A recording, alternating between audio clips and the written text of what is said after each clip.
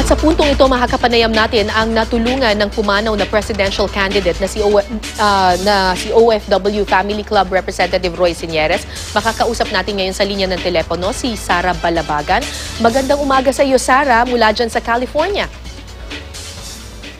Ay, magandang gabi o umaga sa inyo, Cara, David, at sa lahat po ng nanonood sa inyo. Sara, halos 2 dekada na, almost 20 years na mula nung mangyari yung talagang traumatic experience mo sa UAE nung ikaw ay namasukan doon bilang kasambahay at nailigtas nga mula sa death row nitong si Sinières. Anong pinagkakaabalahan mo ngayon dyan sa California, Sara? Sa ngayon, nakabase po ako dito dahil po yung aking asawa si Jun Sereno, dito po siya. At bukod doon, bukod sa pagiging housewife, busy din po ako sa mga invitation ng mga Filipino community at iba't ibang mga churches. At ganun din po sa sa mga events dito, especially po sa human trafficking. Dahil malaking issue po dito yung human trafficking. So may mga grupo dito na sa Bay Area na madalas po akong iniimbita para po mag-share o ibahagi sa kanila yung naging karanasan ko po dahil tinuturing nila na part ng human trafficking yung nangyari po sa akin. At Sara, ikaw ay isa nga doon sa mga natulungan nitong si dating Ambassador Sinières. Siya yung tumulong sa iyo para hindi matuloy yung parusang bitay sa iyo. Maaari mo ba in a nutshell ilahad sa amin kung paano ka natulungan noon ni Ambassador Sinières? Yung pong nangyari po sa akin, yung po 1994 po yun, yung nangyari po sa amin ng employer ko, salamat sa Diyos dahil anong time na napambuno kami ng aking amo, ako po ang hinayang ng Panginoon na mabuhay. Yung po pala may magandang plano siya. At tamang-tama naman po, dahil nung mga panahon yun, kaka-appoint naman po ni Ambassador Roy Sinières bilang ambassador po sa United Arab Emirates. Kaya po nung malaman nila yung nangyari sa akin, ay agad-agad po na dumalaw po sila o dinalaw po nila ako sa Al Ain Central Jail. At magmula po noon ay tinutukan po niya ang aking kaso. At ang maganda po nito, hindi lamang po siya yung dumadalaw sa akin sa kulungan, kung hindi maging ang kanyang pamilya, si Auntie Nini, at yung mga anak na si Hannah, si Hazel, kasi magkakasing edad lang ho kami. At sila RJ, si Chris, dinadalaw po nila ako sa kulungan. So parang itinuring ka nilang parang anak na rin? Totoo po yan dahil po, in fact, pagbalik ko po ng Pilipinas, ay kinup ko po nila ako, tumira po ako sa kanila almost 3 years din po. No? Kaya po parang sila po yung naging pangalawang magulang ko po.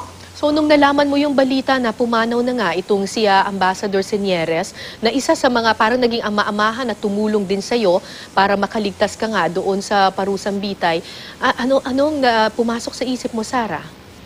Siyempre po, nalungkot po ako, no? At nagulat dahil hindi ko po akalain dahil nakapicture hanggang ngayon, nakapicture pa rin po sa mind ko yung isang masiglang amba at masayahin na laging nakangiti. In fact niyan po, nung nalaman ko po, nabalitaan ko na siya po ay nag-withdraw po ng kanyang kandidato bilang Pangulo ng Pilipinas, ay nagulat po ako. Pero mas lalo ho akong nagulat ng lumo nung mabalitaan ko po na siya po ay pumanaw na po. At sinasabi ng pamilya Sinières, Sara, na posibleng hindi na sila mag-field ng kandidato or substitute candidate para dito kay Sinières, pero maaaring sumuporta na lang sila sa kung sino mang kandidato ang susuporta sa OFW issues or concerns. Bilang ikaw, dati ka ring natulungan nitong si Ambassador Sinières, ano ba yung dapat gawin or tutukan ng gobyerno tungkol sa ating mga OFWs? Number one po, no, kaya po ako po ay sumasang-ayon po sa adhikain ni Ambassador Roy Sinières po yung matigil po yung contractualization dahil yung lang po yung magiging sagot para mabawasan po ang ating mga OFW na mga napipilitan mga ibang bansa dahil walang opportunity sa Pilipinas. Pero kung matatapos po ito, may end po itong contractualization na ito, ay kahit papaano magkakaroon ng maayos at magandang hinaharap ang ating mga kababayan. So hindi, kumbaga magkakaroon sila ng choices. Unlike ngayon na parang no choice, kung hindi mang ibang bansa para matulungan nila ang kanilang pamilya. So sana po yun ang maging isa sa prioridad ng kung sino man po yung uupo bilang Pangulo ng ating bansa. Sara, meron ka bang nais iparating na mensahe sa pamilya ng yumaong ambassador na si Roy Señeres?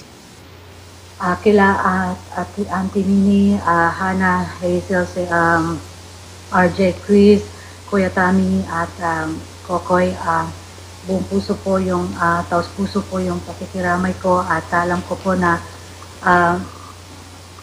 lahat po tayo ay nabigla at nalulungkot sa pagpano ni Amba. Pero kung iisipin, at least so ngayon, kapiling na niya ang Panginoon. Hindi po nasayang ang buhay ni Amba dahil marami po siyang natulungan. At yung kanyang pong legacy ay patuloy na mabubuhay sa atin, sa akin po, yung pagtulong sa mga OFW. Kahit nandito po ako sa Amerika, ay kung ano po may tutulong ko, ay handa po ako. Kahit sa pagbabahagi lang ng aking naging karanasan, umaasa ako na makapagbigay ng informasyon at aral sa ating mga kababayan. Maraming salamat sa iyo, Sara, at mag-ingat ka dyan. Kami ay nakikiramay sa iyo at sa pamilya ni yumaong Ambassador Roy Señeres. Sana nga yung panawagan natin at dasal natin, yung kanyang pagkamatay ay kumbaga hindi maput in vain at talagang matutukan nga ang issue at karapatan ng mga OFW. Maraming salamat sa iyo mula sa California, si Sara Balabagan.